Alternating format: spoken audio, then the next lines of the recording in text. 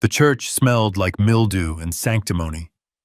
It pressed against Savannah Cole's skin like wet linen, stiff and suffocating. She stood at the altar in a borrowed lace gown, 2 sizes too large, its sleeves sagging off her narrow shoulders, the yellowed fabric clinging to her like resignation. Her hands gripped a bouquet of wilted prairie roses so tight that the stems began to snap, petals trembling with every breath she stole. Outside, the wind howled through Silver Ridge, Montana, whistling across the open plains and rattling the windows like an omen. Inside, the pews were packed with faces that knew her name, her father's debts, and her shame. They whispered under their breath, glancing at her, then at the man beside her, like they were watching a house burn down slow. Jackson Hartwell. 34, broad-shouldered, unreadable. The wealthiest rancher in 3 counties, dressed in his Sunday best pressed shirt, stiff collar hat clutched between calloused hands. He hadn't looked at her once since she walked down the aisle. The Reverend's voice droned on like a faraway storm. Savannah could barely make out the words over the thrum of her pulse in her ears. She counted the floorboards between herself and the chapel doors. 13, 14. Could she make it if she ran? No. Her father sat in the 3rd row, eyes lowered. He hadn't looked at her either. He'd wept last night when he told her the ranch would be gone by winter, that the bank had turned down the final extension, that Jackson Hartwell had offered to pay everything in full, but only if Savannah married him. No proposal. No choice. Just a transaction signed in desperation. Do you, Savannah Grace Cole, take this man to be your lawfully wedded husband? Her voice caught behind her ribs. She stared at the Reverend, then at Jackson. He didn't flinch, didn't blink. His face was carved from mountain stone. I do, she rasped, barely audible. The Reverend turned to Jackson. And do you? Jackson Lee Hartwell, take this woman, I will, Jackson interrupted. A collective breath sucked in across the church. Not I do, I will. Savannah blinked. Jackson's eyes finally met hers, and for the briefest moment something passed between them. Not warmth, not cruelty. Something steady, unreadable. The Reverend hesitated, then carried on. By the power vested in me. The words landed like nails in a coffin. When it was done, Jackson offered her his arm. Savannah hesitated, then took it. His grip was firm but not possessive, just steady. They walked past friends, neighbors, and strangers, all pretending to be something in between.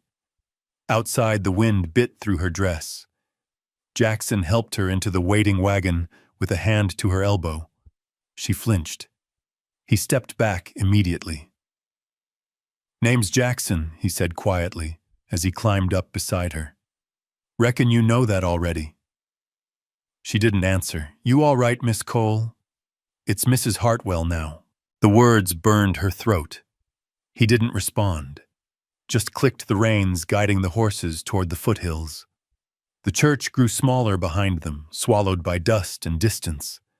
For miles, neither spoke. The wagon creaked and rolled. The landscape changed from town to prairie, from prairie to the winding dirt road leading to the Hartwell Ranch. The house came into view just as the sun dipped low. Timber and stone 2 stories tall with a wraparound porch and smoke curling from the chimney. Bigger than her father's entire property.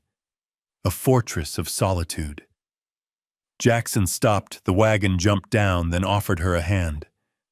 Savannah ignored it, climbing down herself, her boots hitting gravel with a quiet finality. I'll show you inside, he said. The door opened into warmth, a stone fireplace, flickering hand-carved furniture, the scent of coffee and cedar. Homey somehow. But it didn't feel like hers. Kitchen's through there. Pantries stocked. Roy, my ranch hand comes on Wednesdays. Savannah nodded, still silent. He led her upstairs. The hallway was wide, clean, lined with oil lamps and worn rugs. He stopped at the second door on the right. This is your room. The space inside held a four-poster bed, a washstand, and a window facing east. On the back of the door, a brass lock. Jackson pointed to it. Use it if you need to. I won't knock unless you ask me to. She looked at the lock, then at him. You understand? Yes. He gave a small nod. I'll leave you to settle in. There's supper on the stove if you're hungry. He shut the door softly. Savannah stood in the center of the room, the weight of the day pressing on her lungs. She crossed to the door, turned the lock until it clicked. Then she sat on the edge of the bed and stared at her hands. Pale, trembling. Not a bride's hands, not a wife's. Downstairs, she heard dishes clinking, footsteps, then silence. She didn't cry. Couldn't. Just sat until the lamp burned low. The next morning, light bled through the curtains. Cold seeped in through the glass. She rose slowly, limbs, heavy, eyes dry. Opening the door, she found a plate on the floor, wrapped in a cloth that smelled faintly of lavender. Inside were biscuits, still warm. Savannah picked up the plate, stepped back into the room, and shut the door. She ate them one by one, not out of hunger, but because they were the first thing in weeks that hadn't been taken from her. The biscuits were gone by the time Savannah opened the door again, plate rinsed and dried, left beside the basin like a silent thank you. She hadn't meant to sleep, but the weight of everything, her father's face, the cold look in Jackson's eyes, the echo of "I will" instead of "I do," had dragged her into a dreamless fog. Now the house was still. A fire snapped quietly downstairs. The scent of pine ash and lingering lavender drifted through the halls. She stepped out. Barefoot on the wooden floor, she padded down the hallway.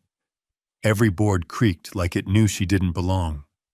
The place was spotless, well-kept rugs, oil lamps burning low walls lined with simple framed photos of land cattle, a few faded portraits.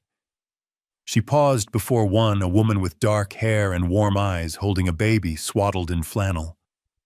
The glass was clean. No dust. Tended to.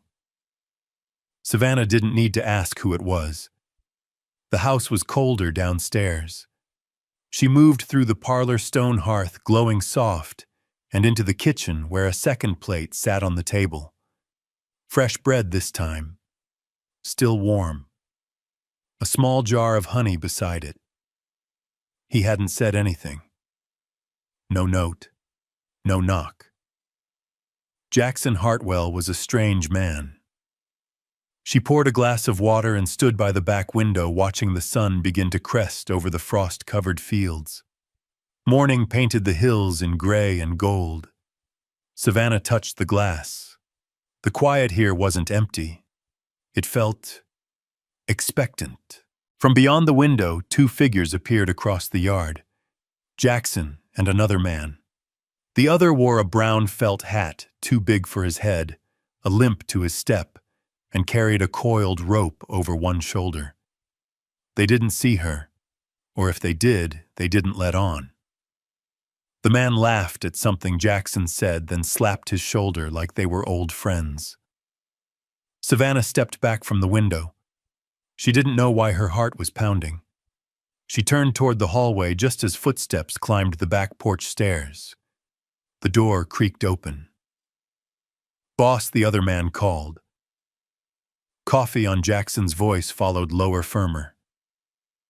"Don't yell through the damn door, Roy. Just come in." "Roy!" Savannah pressed her back against the wall as their boots thudded across the floorboards. They didn't see her at first. She remained still in the shadows of the dining room entrance. Roy spotted her when he turned toward the kitchen. "Well now," he said, freezing mid-step. "Didn't see you there, ma'am." Jackson looked up, then gave a small nod. "Mornin'." Savannah said nothing, one hand braced behind her.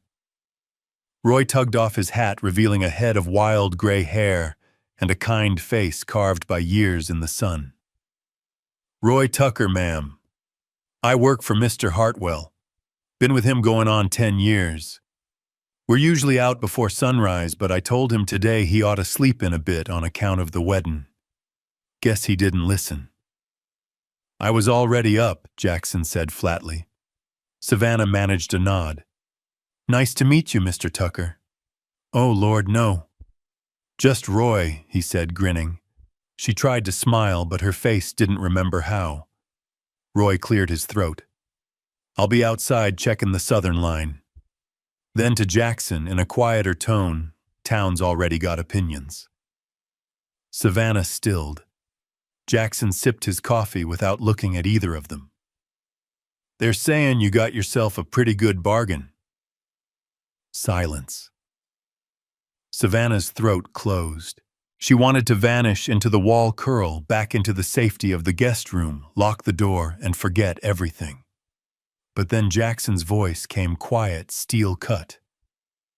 "She ain't a bargain." He stood slow and sure eyes on Roy. "She's my wife." Roy raised his hands. "Just saying what I heard." "Then stop hearing it." Another long pause. Then boots moved. The door opened. Closed. Savannah stayed rooted where she was, her breath shallow. Jackson set down his cup and turned toward her fully for the first time. "I didn't mean for you to hear that." "I did," she said, "and I'm glad I did." They looked at each other for a moment too long. Then Jackson stepped past her toward the hall. "If you want to walk the property later," he said, "you're welcome to. It's yours now, too." She didn't answer. But she didn't go back upstairs either. Later that afternoon, she explored the downstairs more thoroughly. The parlor had books, rows of them, mostly westerns and old farming almanacs with a few worn novels tucked between. She pulled one off the shelf, Jane Eyre. A faint pencil line under a sentence on the first page, "I am no bird, and no net ensnares me." She returned it gently, unsure who had marked it, Jackson or the woman in the photograph. That evening, after dinner, bread and butter for her leftover stew for him, they crossed paths in the hallway. She reached the landing at the same moment he emerged from the study. They paused. Jackson stepped aside, giving her the right of way. Savannah didn't move. "I'll be gone early," he said. "Fence mending with Roy. You can sleep in." "Will you leave biscuits?" For a flicker of a second, his mouth twitched, almost a smile. "If you leave the door cracked." She didn't smile back, but she nodded once. That night, Savannah stood in the doorway of her room, staring out into the dim hallway. The oil lamps had burned low. The house felt hushed, but not hollow. She reached for the doorknob, twisted it just enough that the latch clicked softly. The door stayed ajar by 2 inches. She crawled under the quilt heart, loud in her ears. She didn't know what Jackson wanted from her. She didn't know what she wanted from him. But tonight, she didn't feel like locking herself away from the answer. The scent hit her first warm bread, and something floral, subtle, familiar. Savannah blinked against the pale morning light filtering through the curtains, still unsure if she'd actually slept. She rolled out of bed slowly, the wooden floor cold beneath her bare feet. The quilt had tangled around her legs like vines. She kicked it off and stepped toward the door. It was still open, just a sliver, but open. She hadn't imagined that part. A plate rested on the floor again, wrapped in the same lavender-scented cloth. This time the bread was warm enough to steam slightly in the chill of the hallway. Beside it sat a small tin of honey, a spoon tucked neatly on the side. She didn't hesitate. She carried it to the desk in the corner and sat with her back straight, staring at the honey, before tearing a corner of the bread and dipping it in. The first bite melted against her tongue. Simple, sweet, real. She didn't know why that made her eyes sting. She ate it all. Downstairs, quiet voices drifted through the wooden beams. Male, familiar. Savannah crept into the hallway and leaned over the banister. The scent of coffee wafted up to meet her. "They're still talking," Roy Tucker's voice said, muffled but clear. "Down at the saloon. Same story, different lips." "Let 'em talk," came Jackson's calm reply. "They're saying she's the reason you ain't been at Sunday prayer. That you married a girl too young for shame to catch up yet." Silence. Then the scrape of a chair across hardwood. Roy's voice dropped. "You don't have to protect her, you know. Ain't your responsibility." Another pause. Then Jackson's voice low but firm. "She ain't a bargain. She's my wife." Savannah's breath caught. "You don't need to defend her either," Roy said softer now. "But you're doing it anyway." Jackson didn't answer right away. When he did, his tone was measured. "I do it because it's true." Savannah backed away from the railing, her hand on her heart. She didn't understand this man. Didn't understand what he gained from kindness. She dressed quickly in a clean cotton dress from the small wardrobe, pulled her hair back in a loose braid, and descended the stairs for the first time without fear tight in her chest. The house creaked with the wind outside, but her steps were steady.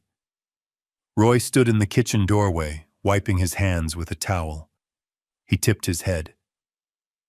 "Mornin', ma'am." Savannah gave a small nod. "Good morning."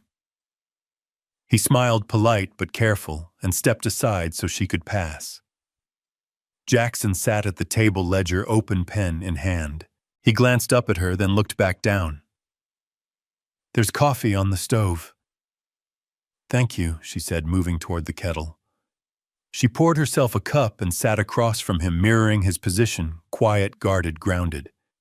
She didn't speak. Neither did he. But something passed between them. Not warmth, not yet, but the slow burn of understanding. After a long silence, she cleared her throat. "I heard what you said. To Roy."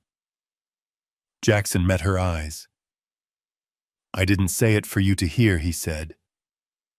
"But you meant it." He nodded once. She wrapped her hands around the coffee mug. "Why? Because I meant what I said at the altar. You said, 'I will.'" He gave a small smile. "I did." She sipped her coffee. It was too bitter, but she didn't complain. "I don't know what you expect of me," she said after a moment. "I don't expect anything. That's worse." He raised an eyebrow. "How? Because I don't know how to pay you back." Jackson leaned back in his chair. "You don't owe me anything, Savannah." She set her mug down gently. "Everyone in town thinks I do. They don't know you. They think they do." He tapped the side of his ledger with the back of his pen. "Let 'em." She looked down at the tabletop. The surface was scratched, worn from years of use. Real. "I didn't come here to be pitied," she said. "Good," Jackson replied. "I'm not offering it." The words surprised her and strangely settled her. He returned to his ledger. She watched him for a moment, then stood and began clearing the dishes left from breakfast. Not because she had to, but because she wanted her hands to be useful. Later that day, Savannah stepped out onto the porch. The sun had melted most of the frost, but the wind still nipped at her skin. The land stretched out wide acres of golden grass, snow-crusted fence lines, and blue sky that refused to end. It was the kind of view that made people feel small. But it didn't make her feel helpless. She found herself walking to the edge of the porch, then down the steps. Her boots crunched softly against the earth. The tulip bulbs she planted days ago still slept under the soil. She knelt beside the patch and gently brushed away a few dried leaves. Nothing sprouted yet, but the ground was firm. She pressed her palm into it. Still here, she thought. I'm still here. That evening, Jackson returned from the fields with mud on his boots and a rip at the shoulder seam of his shirt. Savannah had already set bread to rise and was peeling potatoes when he walked in. He paused, eyebrows lifted. I didn't ask you to cook. You didn't need to, she said. He watched her for a beat, then nodded. She didn't tell him she'd mended the seam on one of his work shirts earlier, or that she'd dusted the parlor shelves. It didn't feel like payment. It felt like claiming space. When dinner was done, they ate in near silence save for the crackle of the fire and the distant howl of coyotes.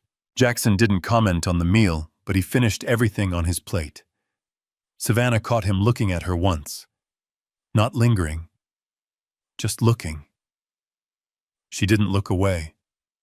After he stood and collected both plates without a word, she let him.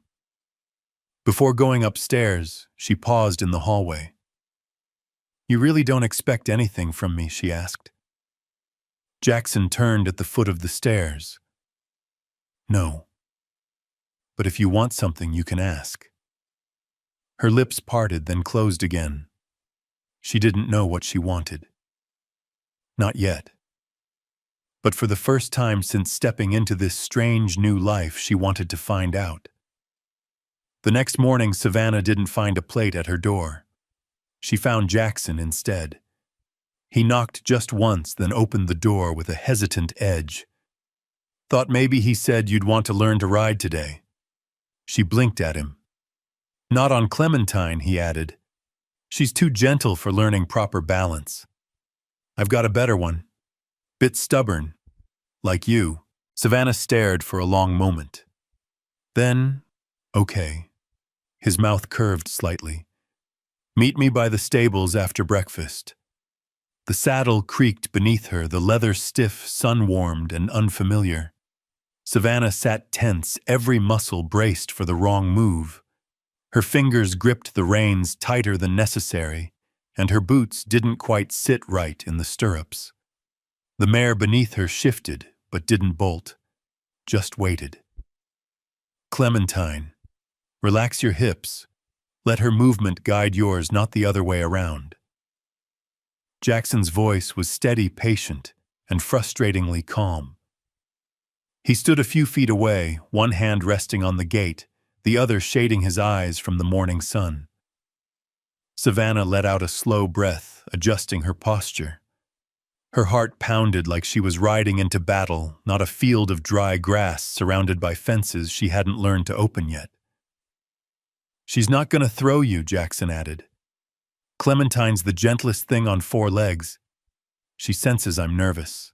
She senses you're trying too hard. She shot him a look. He didn't smile, but there was the faintest twitch in the corner of his mouth. You look like someone who needs to remember how it feels to move forward. That silenced her more than any correction. She blinked, her jaw tight. Clementine shifted again, tail flicking. Want me to walk beside you a while? Jackson asked.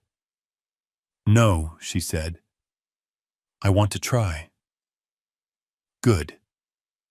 She nudged Clementine with her heels the way Jackson had shown her. The mare started forward at a slow, steady pace. It wasn't graceful. Savannah's body swayed too stiffly at first, and her elbows jutted out like wings.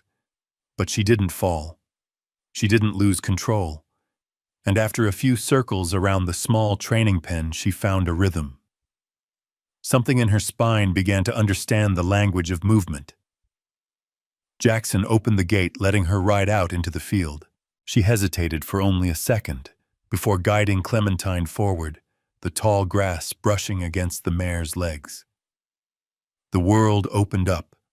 No walls, no whispered judgments, just land and sky and the steady pulse of hooves beneath her. When Savannah reached the fence line, she slowed the mare and turned her gently. Jackson met her halfway, walking alongside until they returned to the barn. As she dismounted, her feet hit the ground with a thud. Her legs were unsteady, but her smile, brief and uncertain, was real. "Not bad," he said, tying the reins to the hitching post. "I didn't fall. Better than most their first time." She dusted off her skirt, cheeks flushed. "You didn't think I could do it." "I knew you could. I just figured you'd need a second try." She laughed, then soft, surprised, and so unexpected it startled even her. Jackson glanced sideways, not grinning, but not cold either. "I don't remember the last time I laughed," she said. "You should do it more often." She looked down, nodding. "Maybe." That evening, Savannah pulled on her shawl and stepped onto the porch alone. The wind had shifted, still cool, but with a whisper of spring in it. Somewhere deep beneath the hard, frozen ground, roots were beginning to stir.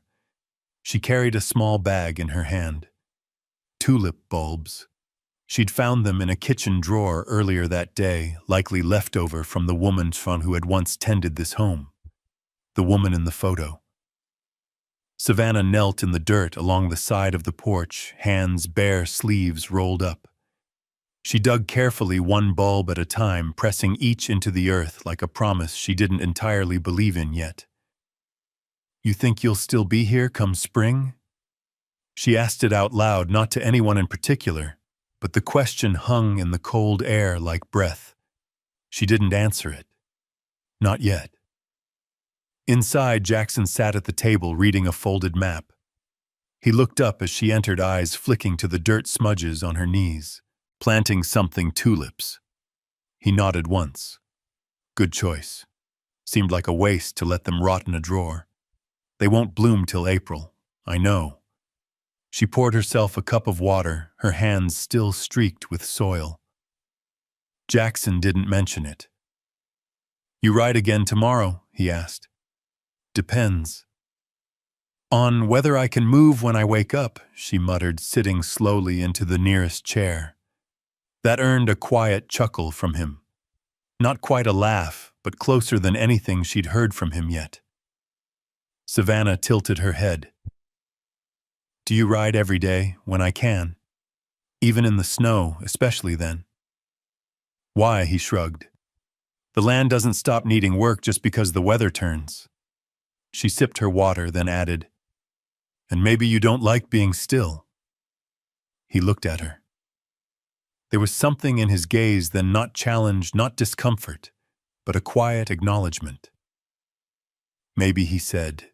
They sat like that for a while, words tapering off, silence stretching long. But not uncomfortable. Not anymore. Later, when Savannah returned to her room, she didn't close the door. Not because she was afraid of what it would mean, but because it didn't feel necessary. The house didn't feel like it was waiting for her to flee anymore. It felt like it was waiting for her to choose. The next morning, her muscles screamed as she climbed out of bed. Every step reminded her of the mare's gait, the bounce of the saddle. But she smiled through it, even as she limped to the basin to wash her face. Another plate waited in the hallway. This time there was no cloth, just bread still warm from the oven, and a small jar of apple butter. She didn't eat it in silence. She sat at the kitchen table with Jackson still sore, still unsure, but present. She wanted to ask more questions. About the land. About the woman in the photo. About why he'd chosen her of all people for this strange arrangement. But before she could, Jackson folded his map and said, "We need to go into town." Savannah froze. "Why supplies? And Roy's out fixing the pump line."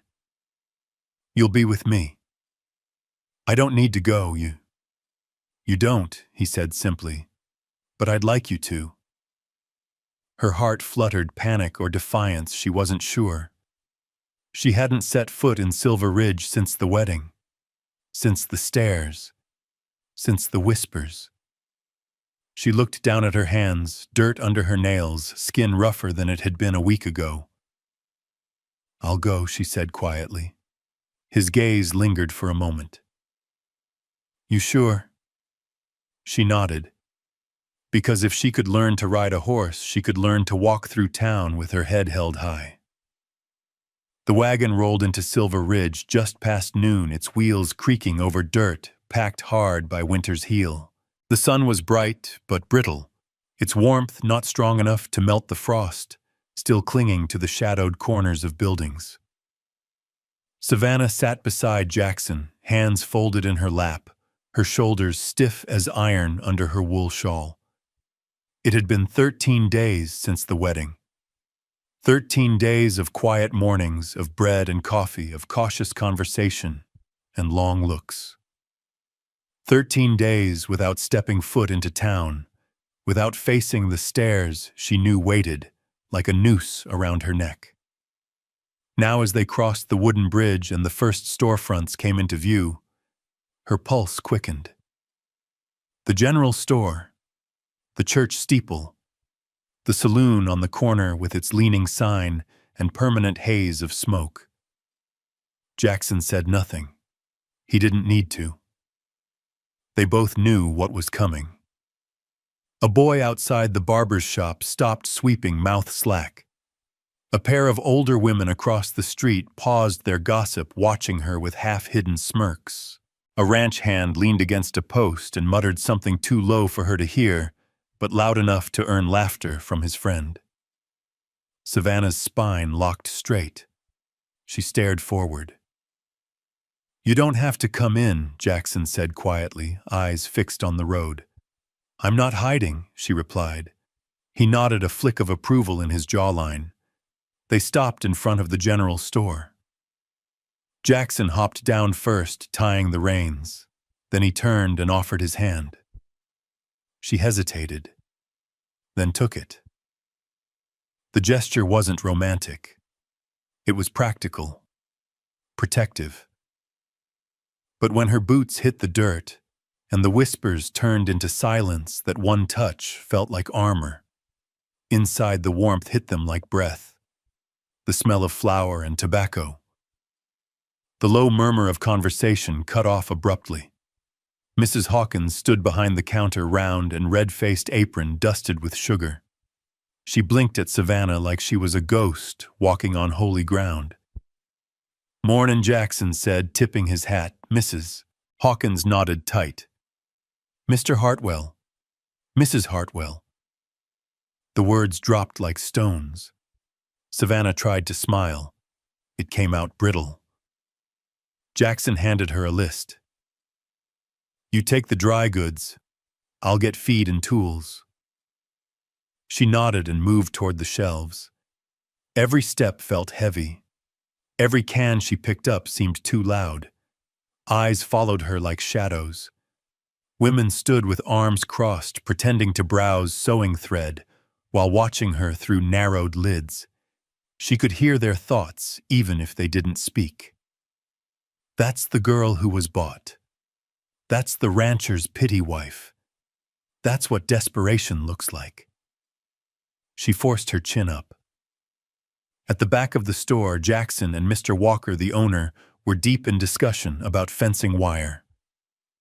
Roy wasn't with them. He was back at the ranch fixing a broken pump. Jackson had insisted it was a quick errand, nothing worth fretting over. She had agreed. Now she regretted it. Halfway through her list, Savannah reached for a sack of flour on the lower shelf.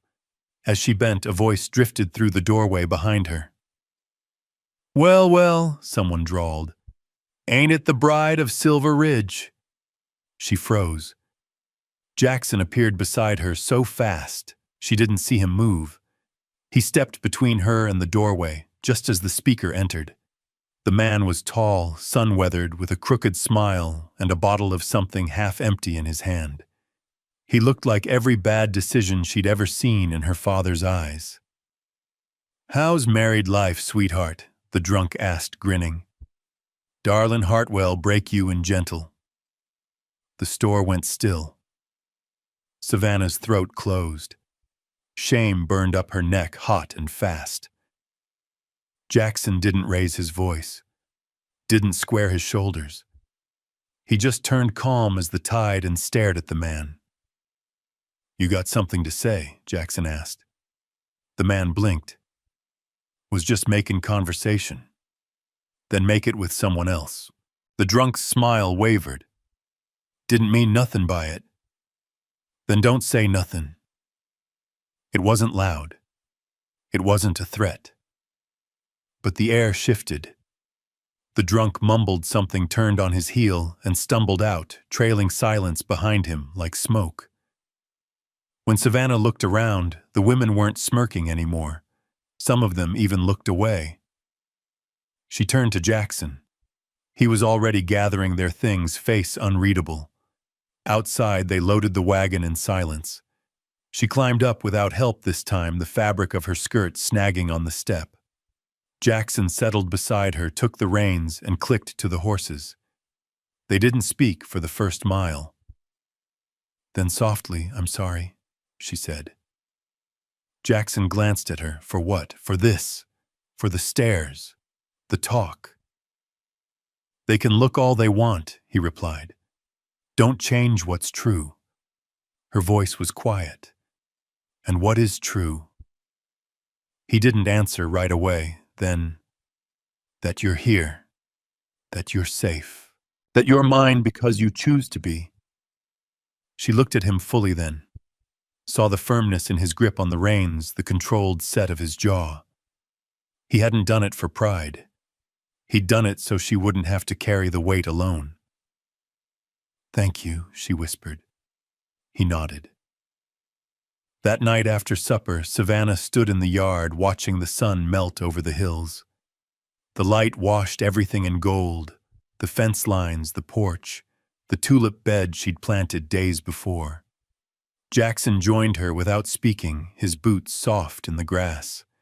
She was kneeling, pressing another bulb into the dirt. "What are those?" he asked. "Daffodils." He crouched beside her, brushing his hand through the soil. "For spring. For hope." He looked at her and for the first time really smiled. "Do you think you'll still be here come spring?" he asked. She paused, met his gaze. "Yes," she said. "I think I will." Something passed between them. Quiet.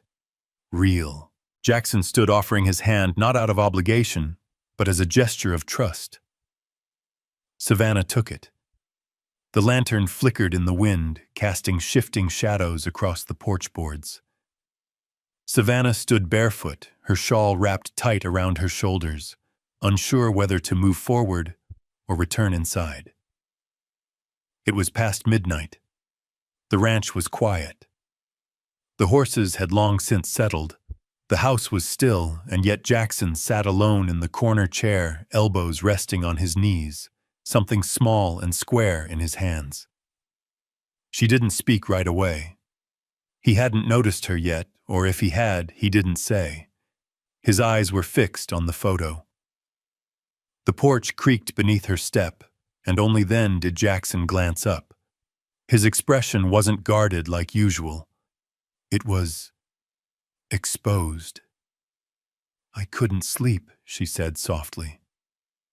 He nodded, turning the photo over once in his hand, before setting it gently on the armrest.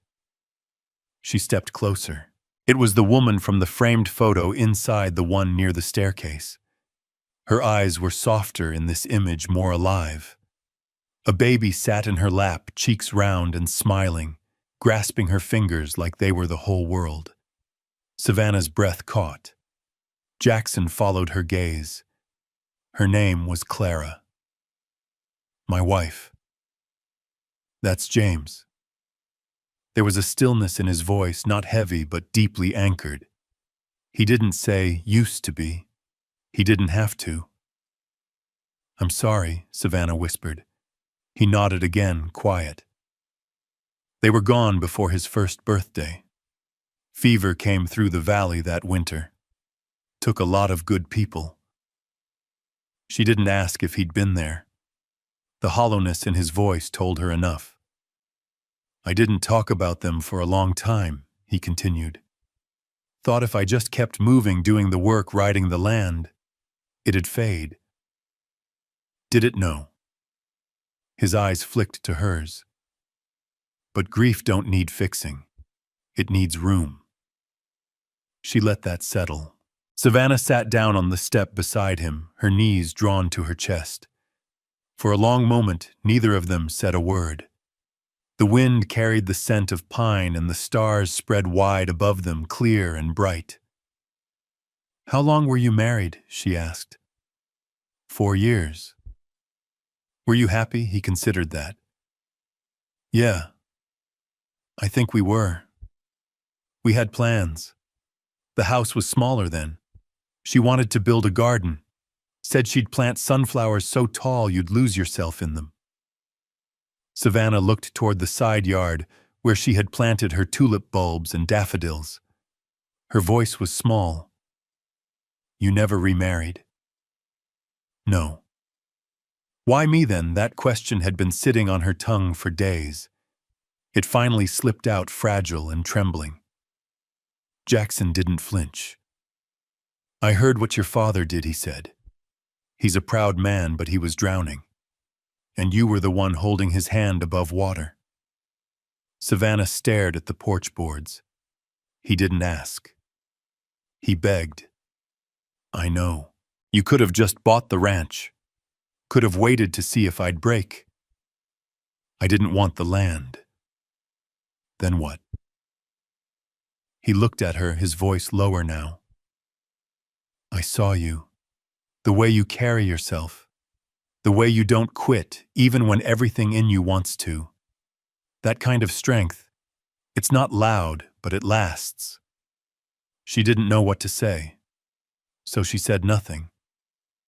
I didn't want a wife for show, Jackson added, or someone to cook and clean and warm a bed. I wanted someone who wouldn't run when life got cruel. Her throat tightened.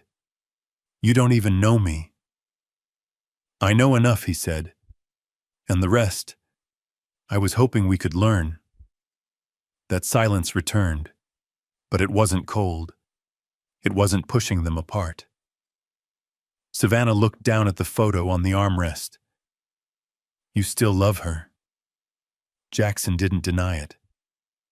I always will, he said. Then where does that leave me? His answer came without hesitation. Right here if you want to be. Something broke open inside her, not pain, not grief, but recognition. Of someone who knew loss. Of someone who didn't ask her to fix it, only to understand it. She leaned back, resting her head against the rail. The night wind tugged at her hair. I used to think love meant choosing someone and forgetting everyone else, she said. But maybe it means carrying them with you and still making room for something new. Jackson nodded slowly. There's room if you want it. Savannah stared up at the sky. It's strange, she whispered. What is that I don't feel like a stranger anymore? They sat like that until the lantern flickered out, until the stars gave way to the pale edge of dawn. Neither of them moved. When they finally rose, Jackson didn't offer his arm, and she didn't take his hand, but they walked back inside side by side. The next day, Savannah moved the photo of Clara and James from the stairwell to the mantel centered surrounded by fresh-cut branches from the dogwood tree in the yard. She didn't ask permission. She didn't need to. That night, Jackson stood in the doorway and stared at it for a long time. He didn't say anything, but when Savannah passed by, he gently touched her shoulder. Just once. Later, she sat at her writing desk, pen in hand, pages blank. She hadn't written a letter in months, not since before the debt. before the weight of survival left no room for anything soft. But she began one now. Not to anyone in particular. Just a letter for herself, for who she was becoming. She wrote of the wind on the porch, of Clementine's steady gait, of Jackson's silence and strength, of the photo by the hearth. She wrote, "I am not her replacement. I am my own beginning." Savannah noticed him before Jackson did. She was gathering wildflowers near the edge of the property line, the soft hum of spring thick in the air, when movement in her periphery made her pause. A man stood just beyond the far fence, a tall silhouette with a long coat dusty from travel, a wide-brimmed hat casting a shadow over his face. He wasn't riding. No horse nearby, no wagon tracks, just standing there, watching the ranch. Savannah froze. A shiver crept up her spine despite the warming day. She didn't move, didn't speak, but the man raised a hand in slow acknowledgement, almost like a salute, then turned and walked the perimeter line, disappearing behind the cottonwoods that marked the southern edge of their land. She dropped the flowers. By the time she reached the house, her breath was shallow, her boots coated in dust. Jackson was coming down from the loft, sleeves rolled up, brow furrowed. "What's wrong?" "There's someone at the fence," she said. Tall, worn coat. Didn't speak. Just watched. Jackson didn't ask more. He grabbed his rifle from behind the door and stepped onto the porch. Savannah followed to the edge but didn't leave the steps. He scanned the horizon like a moth trained to detect trouble before it became a threat. His posture changed subtly, more alert, more guarded. He took off toward the barn. By the time Savannah caught up, he was speaking to someone. The same man. He'd returned. Jackson stood with his arms crossed. The stranger leaned against the fence post, easy and casual, like this was a visit long overdue. Savannah ducked behind the barn wall, close enough to hear. "Didn't think I'd find you here," the man said, his voice rough, from road dust or maybe age. "Took a while. Your name's not the easiest to track, Jackson. Didn't want it to be." The stranger laughed, but there wasn't warmth in it. Still got that bite. Just like when we were boys. Savannah's heart kicked. Boys. "Why are you here?" Eli Jackson asked. His tone wasn't welcoming. "Not looking for trouble. Just looking." "For what?" A long pause. Then Clara. Savannah's breath caught. Jackson didn't move. "She's gone. I know that." Eli's voice dipped. "I heard too late. She was the last piece of family I had. You gave up that right a long time ago. Doesn't change the blood." Jackson stepped closer. "You've got 5 minutes, then you're off this land." Eli held up his hands. "Fair enough. I just wanted to see what kind of life she left behind. What kind of man she gave it to. You don't get to measure that." "No," Eli said, voice softer now. "But maybe I needed to see it anyway." Savannah stepped out before she could think better of it. Eli noticed her first. His eyes flicked over her like he was assessing who she might be, to Jackson, wife, housekeeper, stranger. Jackson turned. "This is my wife, Savannah." The word hit the air like a strike of flint. Eli tipped his hat. "Ma'am, didn't expect to find someone new here." Savannah nodded, unsure what to say. The silence turned brittle. Jackson's voice cut through it. "Your time's up." Eli pushed off the fence. "You ever need to talk, you know where to find me. I ain't going far. Don't count on it." The man turned and walked away without another word. Jackson watched him go, jaw locked tight. When Savannah touched his arm, he didn't flinch, but he didn't soften either. "Who was he really?" she asked. "Clara's brother. Eli Ford. You never mentioned him. Didn't think I'd ever have to." They returned to the house in silence. Jackson poured himself a drink, something stronger than coffee, and stood by the window. "He left when Clara was 16, he said. Ran with gamblers. Got into trouble. Barely wrote. Last time she heard from him, he was in New Mexico, wanted money. She sent it. Never heard back. And now he's back." Jackson nodded, looking for something he already lost. Savannah sat at the table, hands folded. "You think he's dangerous? I think men like Eli don't show up unless they want something." Later that night, Savannah couldn't sleep. She kept turning over the image of Eli, his sharp eyes, the way he stood like someone used to being told no and doing it anyway. She walked downstairs in the dark, expecting Jackson to be at the hearth. But he wasn't. The door was open. Moonlight spilled onto the porch. She found him standing there, arms crossed, the photo of Clara and James in his hand again. "You think she'd be angry?" he asked. "At what? At me? Starting over? Letting someone else into this house?" Savannah moved beside him. "I don't think grief leaves. I think it just makes space."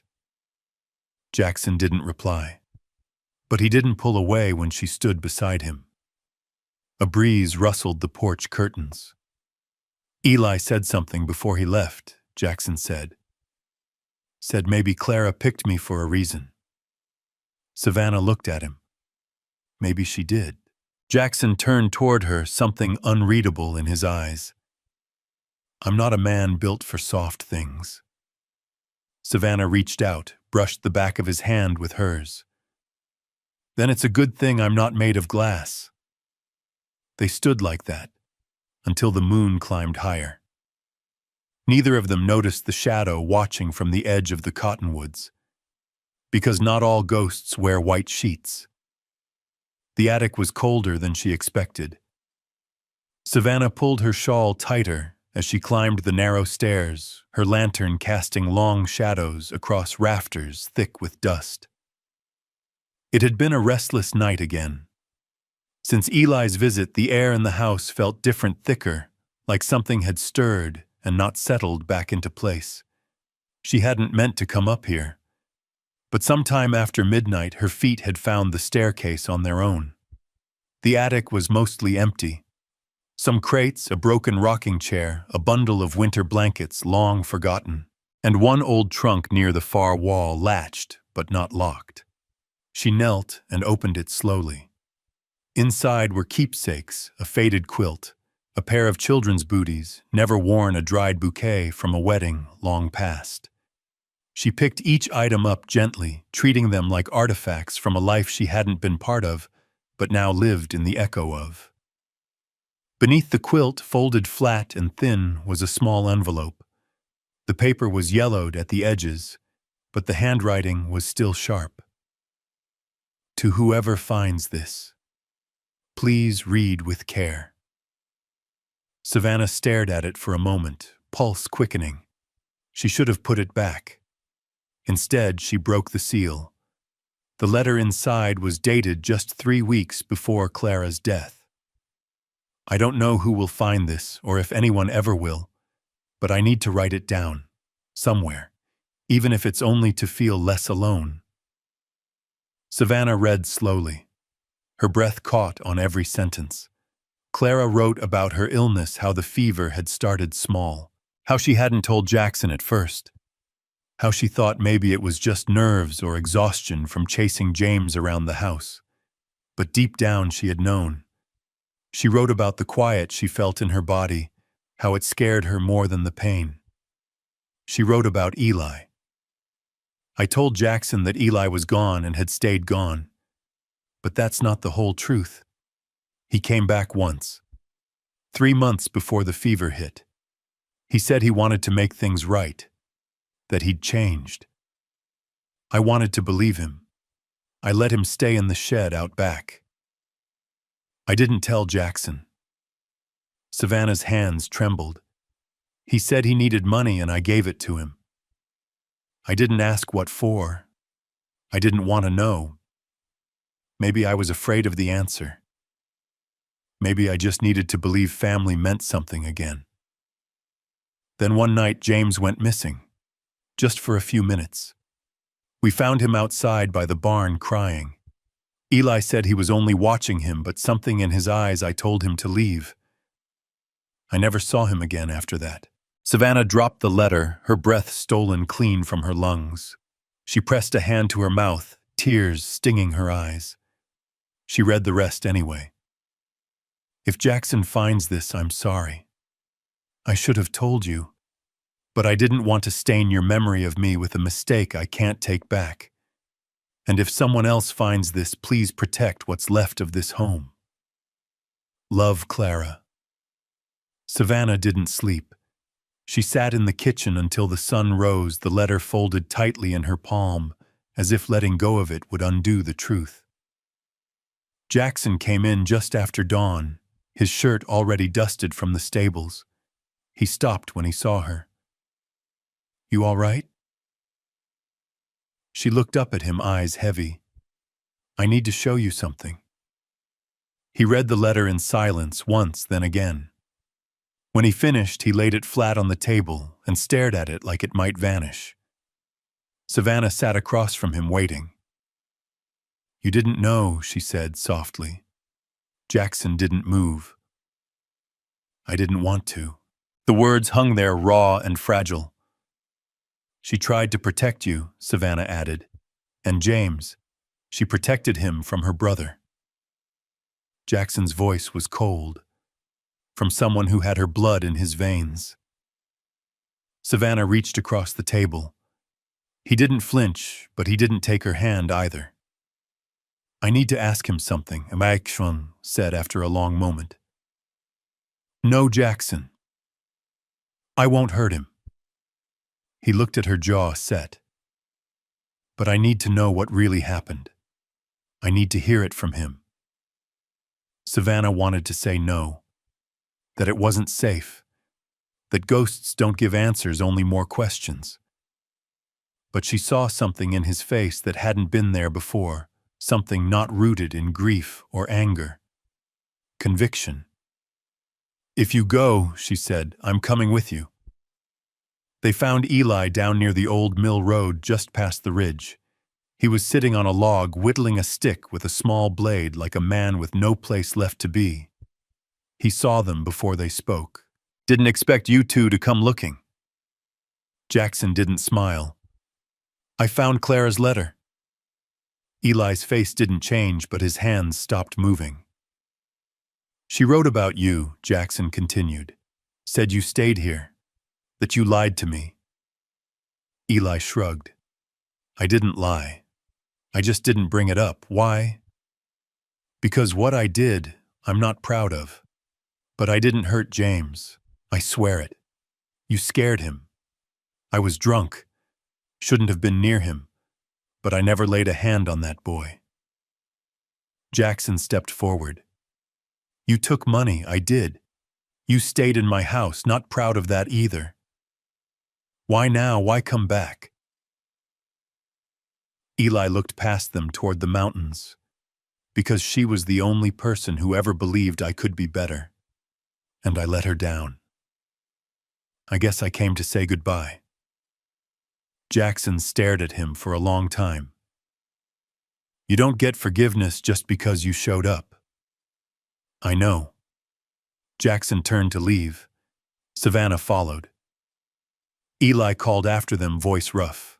Some truths don't stay buried just because you want them to. Jackson didn't turn around. Savannah did. I know, she said. Back home, Jackson put the letter in a box with Clara's photo. He didn't speak for hours. When he finally did, his voice was low. She trusted me to protect what was left.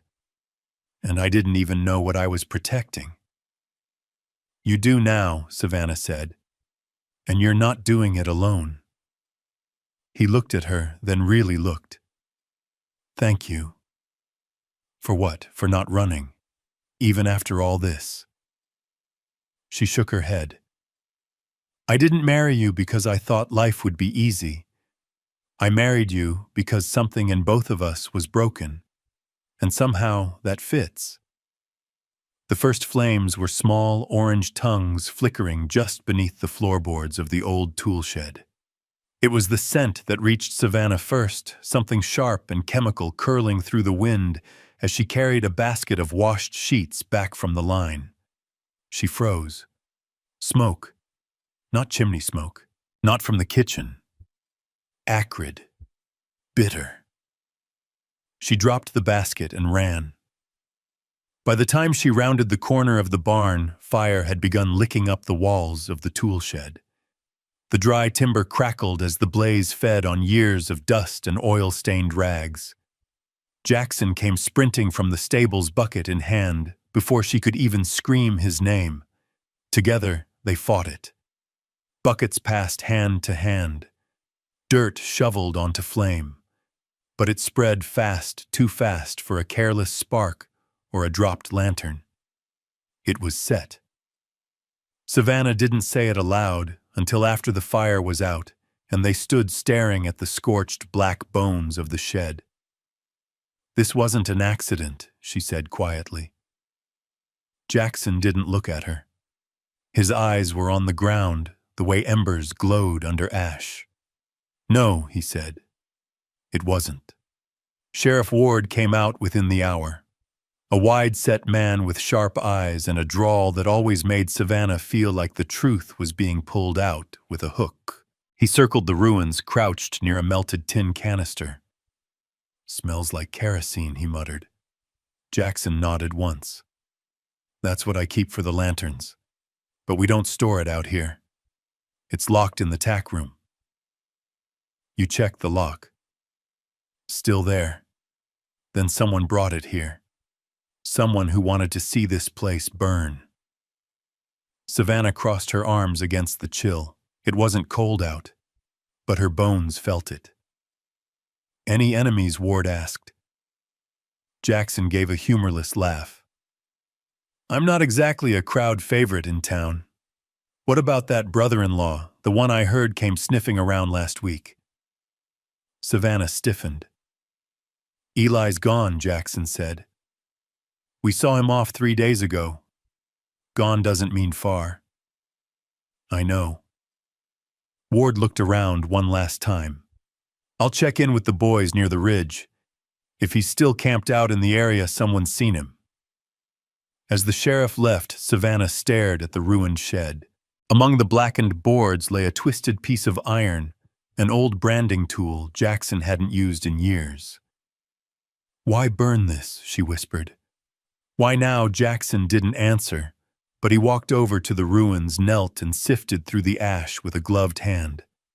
Then he stood, holding something small and scorched. A matchbox. It was charred, but a part of the label was still legible, just enough to read the words, Durango Saloon.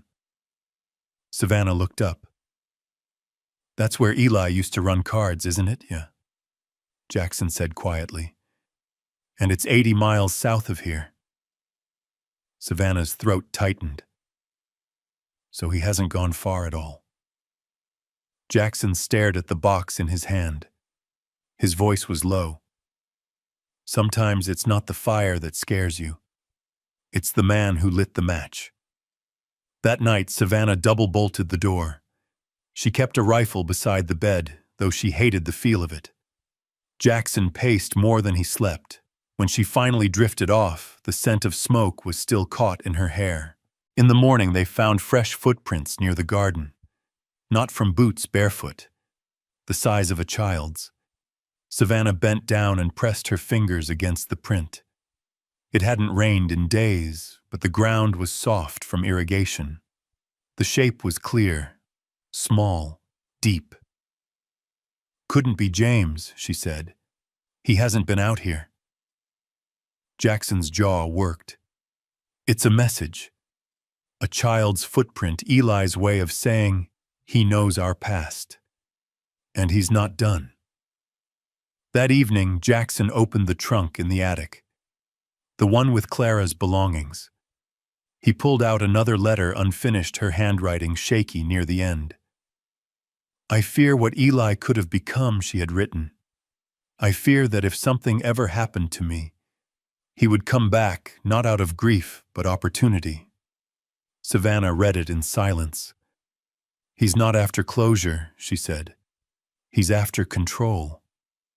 He wants to unmake this place, Jackson muttered. Burn it down until there's nothing left of her or me. They sat in the kitchen as the wind picked up outside. What do we do? Savannah asked. Jackson's hand closed around hers. We don't let him take what we've built. She nodded. Later, she wrote in her journal by lantern light. Sometimes the fire doesn't come from rage. Sometimes it's lit by the ghosts of what we never faced. And sometimes it's not the fire that burns you, it's what's waiting in the smoke. Savannah had known towns could turn cold, but she'd never realized how quickly warmth could rot into suspicion. It started with the silences. The woman who usually waved from her porch when Savannah rode past didn't lift her head. At the mercantile, the clerk who used to hand her candies for James left her change on the counter without a word. The general store was the worst. She walked in just after lunch, hoping to avoid the afternoon crowd, but the place was already buzzing. A group of older women near the dry goods stopped talking the moment she entered. The room didn't go silent, it sharpened. Savannah kept her head high as she walked the aisles. She grabbed coffee, some flour, a new tin of lye soap. But when she turned the corner by the feed sacks, she heard it. She married him a month after the funeral. A month. Probably was all arranged. Clara left him everything. What better way to keep it in the family? You really think that girl didn't know what she was stepping into? Someone scoffed. Pretty little thing walks into a millionaire's house and just happens to stay. Savannah froze. Her hand curled around the bag of feed. Another voice chimed in quieter. I heard there was a fire on the ranch. Some say it was a warning. From who? From the brother. A pause. Or maybe from her. Maybe she's not as sweet as she seems. Savannah stepped into view. The women didn't scatter, they didn't have to. One by one, they turned to her, eyes full of a careful blend of politeness and judgment. She smiled, but her voice was steady. If you're going to build a story about me, at least make it interesting. No one answered. She paid for her things in silence. Outside, the sunlight had lost its comfort. It felt like a spotlight. She rode back to the ranch faster than usual, dust kicking up behind her. When she reached the porch, Jackson was already there, a telegram in his hand. Sheriff stopped by, he said without greeting. They found Eli's camp, just outside of Widow's Bluff. Empty. Still warm. Savannah nodded, once dropped her bag of goods beside the steps. Town's talking, she said. About me. About us. Jackson's jaw tightened. What are they saying? That I'm here for the money? That Clara's inheritance was too much temptation? That maybe you and I planned this before she even died? He looked at her hard. And you care what they think? No, she said. But I care what they'll do. He looked away. The muscles in his shoulders tensed beneath his shirt. They want someone to blame. People don't need proof to build a noose, Savannah said. They just need a whisper. He sighed long and low. They think Eli's the only one with matches, Savannah added. But gossip spreads faster than fire. Later that night, they sat by the hearth, no words between them for a long while. Jackson nursed a cup of coffee that had long gone cold. Savannah stared at the flames. We need to find him before someone else does, Jackson finally said. He wants you to chase him. I'm not chasing. I'm hunting. She looked over at him. And when you find him, Jackson didn't answer right away. I'm going to make sure this ends. For good. The next morning they found their fence cut in 3 places. Someone had come through on horseback, leaving the gate wide open. 3 cattle were missing. Jackson tracked the hoofprints until they vanished in the rocky patch west of the ridge. He stood there, staring at nothing. Savannah came up behind him. It's not just about the land anymore, is it? No, he said. It's about pride. His or yours. Jackson turned to face her. Clara's memory deserves peace. And what about yours? She asked softly. Do you? His jaw tensed, but he didn't speak. That night she dreamed of fire again, this time in the house. The flames moved fast, licking the walls of James's bedroom, curling beneath the doors. She tried to scream, but smoke filled her throat. She woke up, gasping, tangled in sheets. Jackson was already up. She found him out back, standing by the fence line, rifle in hand. You expecting him to ride through in daylight? She asked gently. I expect him to make this ugly before it ends. Savannah came to stand beside him. I don't want to keep living in fear, she said. I don't want James growing up thinking every shadow is something out to hurt us. He looked at her, really looked. I'm going to the sheriff tomorrow, he said. And if the law won't stop him, I will. Savannah nodded. The wind picked up across the fields, rustling the grass in waves. Somewhere in the distance, a bird cawed sharp warning. She didn't know what would happen next, but she knew they wouldn't run. The courthouse bell rang just once, but the sound carried down every street in Bitter Hollow like a thunderclap. Jackson stood on the front steps of the courthouse, boots planted in the dust, watching a crowd that hadn't gathered for justice but for spectacle. He could feel the eyes on his back, hear the hushes that broke like waves every time he moved. Inside, Sheriff Ward was waiting. Not at his desk by the window, arms crossed, jaw working.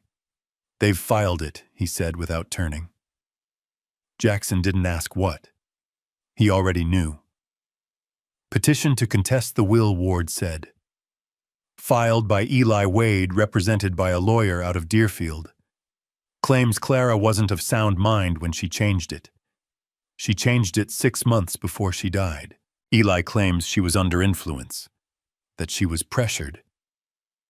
Jackson's chest tightened. By whom Ward finally looked at him. That's what they're saying. That you used Savannah to manipulate Clara.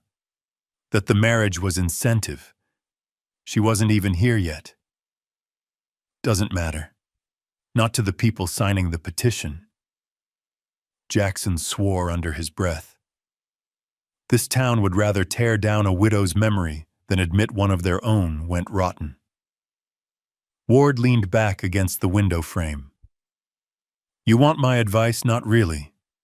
Let it play. Let it get in front of a judge. If you fight it in the street, you'll lose the court of public opinion. Jackson's eyes burned. I already lost that. Back at the ranch, Savannah was waiting. She could tell by the way Jackson's shoulders slumped when he got off his horse that the news wasn't good. They're trying to rip her memory apart, he said before she even asked. Eli's got half the town thinking Clara was some dazed woman manipulated by everyone around her. Savannah clenched her fists. They don't know her. They know what they want to believe. And Eli's feeding them exactly that. She took a deep breath. We can't let them decide the story. Jackson shook his head. It doesn't matter what we say. They want a show. They want blood. She stepped closer. Then give them the truth. Stand up in front of them and say it out loud. Tell them who Clara was. Tell them why she changed her will. Not for you, not for me, for James. He looked at her eyes, worn and dark. They'll twist it, only if you let them. Savannah went into town the next morning alone. She didn't dress down. She wore her cleanest riding coat, her hair tied back neatly. She looked every part the rancher's wife and, more importantly, Clara's daughter-in-law. At the general store, she walked right up to the circle of women who had whispered behind her back just days before. "I know you've heard a lot," she said, voice calm. "I'm here to say some of it's true. I didn't plan to marry Jackson. I didn't come here looking for land or a legacy. I came here because I had nowhere else, and he offered me something no one else ever had." The room was silent. Respect. One woman scoffed. "Is that what you call it?" Savannah didn't flinch. "Clara knew me. She knew what I came from. And she knew I loved that boy more than anyone else in the world. She saw that before I ever did." Another voice cut in, Mrs. Fletcher, sharp-tongued and sharper-eyed. "So you're telling us Clara left you part of the ranch out of charity?" "No," Savannah said. "She left it because she knew I'd protect it. And not just for Jackson, for James, her son, her legacy." No one spoke. She nodded once. "That's all I came to say." As she left, she didn't hear applause, but she didn't hear whispers either. And that was something. Jackson stood at the grave that night, Clara's name etched into the stone like it was still new. He knelt down, brushing a few dry leaves away. "I didn't think it'd come to this," he said quietly. "I thought burying you would be the hardest part." The wind picked up, rustling the branches above. "I wish you could see Savannah now. She's stronger than I ever was. And I'm trying. God knows I'm trying. But this place, these people, it's like they're waiting for me to slip." His voice broke a little. "I won't let them take you from James. I won't let Eli rewrite you." He stood. The stars overhead were clear and hard.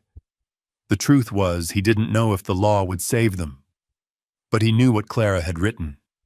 He knew what she'd meant. And he'd be damned if he let her brother drag it all through the dirt. The next day, Jackson showed up at the courthouse. He wore the old suit Clara had pressed for him years ago, the one she said made him look like he could take on the world. He walked in, hat in hand, and signed his name under the docket. "I'm here to testify," he told the clerk, "for Clara Wade, and for the truth." The courtroom filled slowly, not for the case, for the drama. People whispered as he walked down the aisle. Some eyes held sympathy. Most held curiosity. A few held judgment sharpened to a blade. Jackson took the stand. And when the judge asked his name, he gave it. When they asked his relationship to Clara, he gave that too. Then he cleared his throat and said, "Before Clara passed, she wrote something down. I found it after her funeral. I haven't shown it. Not until now. But I think it's time." He reached into his jacket and unfolded the paper. It was Clara's handwriting. Her last letter. He read it aloud. Every word. Every fear. Every love. Every regret. And when he was done, the courtroom was quiet in a way Bitter Hollow rarely managed. He stood. "Say what you want about me," he told the room, "but leave her out of it." Outside, Savannah waited. He walked out into the light. "She said it all better than I ever could." Savannah nodded. "You honored her. That's what matters." He looked at her, then truly looked. "Thank you," he said. "For what? For standing beside me, even when the world didn't." She smiled. "That's what love is. standing still when everything else wants to run. The courthouse was nearly empty when the verdict came down. A judge, 2 clerks, and a handful of onlookers stayed behind, curious more than invested. The courtroom didn't erupt. No cheers, no gasps, just a quiet click of the gavel. Clara Wade's will stood. The petition to contest it filed by Eli Wade was denied. Jackson didn't flinch. He sat in the front pew, shoulders squared, lips tight. Savannah sat beside him, her hand resting lightly on his knee. She didn't squeeze or whisper. She didn't need to. The judgment had landed, and they both knew this part was over. Outside, the clouds had rolled in, thick and low. The Montana sky felt heavier than usual, like it had held its breath too long. Jackson and Savannah didn't speak until they reached their horses. "It's over," she said finally.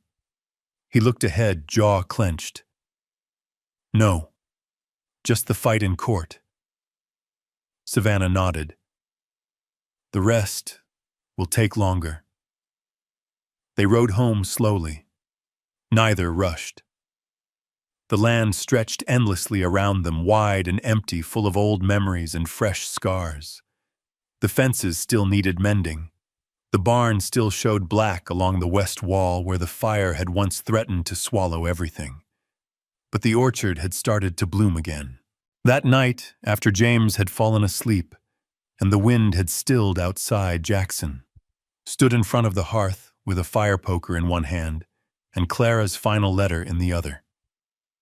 He stared at the page, the familiar loops of her handwriting.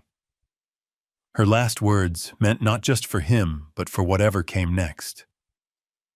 "I don't want this to be the thing we carry," he said softly. Savannah stood behind him, quiet. He turned to her. "Are we doing this right?" She didn't answer immediately. Instead, she stepped closer, took the letter gently from his hand, and folded it back into thirds. "There's no right," she said. "Only forward." He nodded, and then without another word, he fed the letter into the flames. It curled in blackened ash, drifting upward like whispers leaving a room. The next morning, Savannah spotted the rider before the dust even kicked up behind him. She was hanging linens when the silhouette formed against the horizon. Slim, tall, slow-moving, familiar. Eli Wade. She didn't call for Jackson. Instead, she went to the porch, unarmed but unshaken.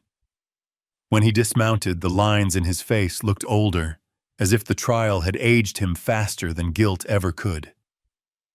"I didn't come to stir anything up," he said, voice low. Savannah didn't blink. "Then why are you here?" He reached into his coat slowly and pulled out a folded page. "She wrote me too." Savannah took it, but didn't open it. "I found it after I filed the petition," he added. "Guess that's how guilt works. You only hear what you want until someone's voice breaks through it." Jackson stepped out of the house, then eyes narrowing. He didn't say a word.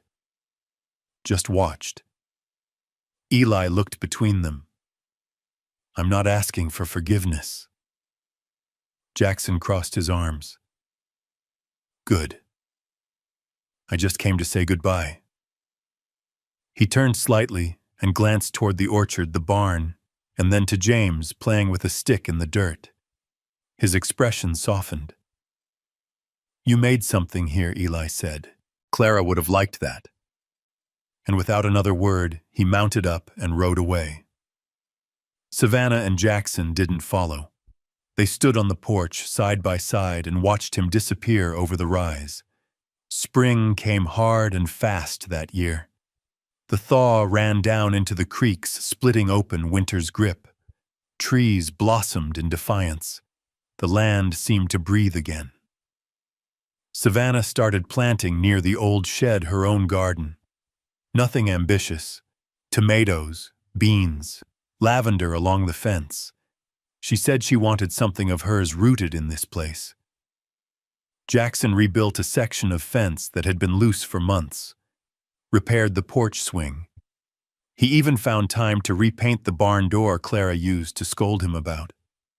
They didn't talk about the trial anymore, or Eli, or Clara's letter.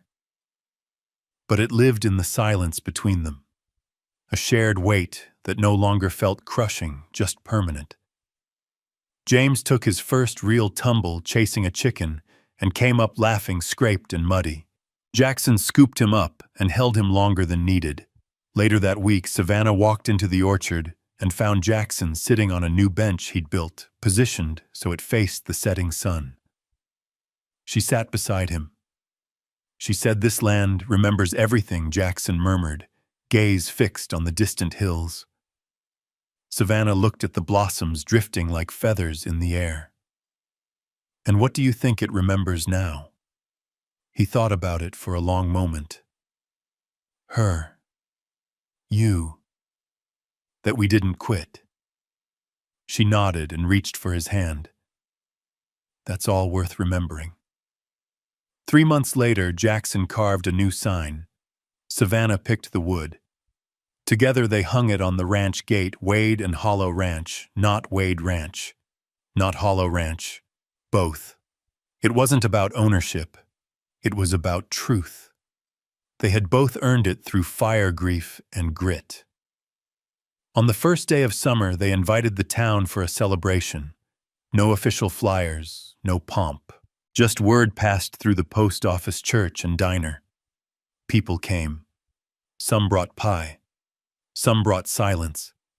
Some brought cautious curiosity. Mrs. Fletcher showed up with a dish of peach cobbler and handed it to Savannah without preamble. "I was wrong about you," she said. Savannah raised an eyebrow. "Which part?" "All of it." Savannah didn't smile. Not immediately. She just nodded, took the cobbler, and said, "Thanks." That evening, under the lanterns strung between orchard trees, laughter returned to Bitter Hollow. The music didn't come from a stage, it came from an old fiddle and a guitar someone dug out from a dusty attic. People danced. Children ran. James ate 2 pieces of cake and passed out in Jackson's arms. Later, after the last guests drifted off and the stars took their places in the sky, Jackson found Savannah near the fire pit, looking out toward the hills. "You okay?" he asked. She didn't turn. "I keep thinking about something Clara once told me." "What's that?" "That love doesn't just save us. It rebuilds us." Jackson stepped beside her. "Then we've rebuilt something good." She smiled faintly. "Something worth passing down." In the quiet after everyone left, Savannah stayed outside while Jackson carried James in. The orchard whispered in the breeze. She walked the row of trees, slowly pausing at one in particular, the one she and Clara had planted side by side during that first summer. Its roots were strong now, branches full. She knelt and pressed her palm into the soil at its base. "Thank you," she whispered, "for the pain, for the struggle, for every test that led here." This ranch had nearly broken her, but it also healed her. And in the years to come, the story would stretch and shift. People would add their details, smooth out the edges, polish the pain. They'd call it romantic, or dramatic, maybe even inspiring. But she'd remember it simply. It started with a boy in her arms, a storm overhead, a cowboy too stubborn to quit, and a piece of land that refused to let the past win. Some stories begin in silence. Others begin in fire. But the ones worth keeping are built in what comes after. Not just in survival, but in the choice to stay, to love, to rebuild. Beneath the wide Montana sky, they did all 3. And that was enough.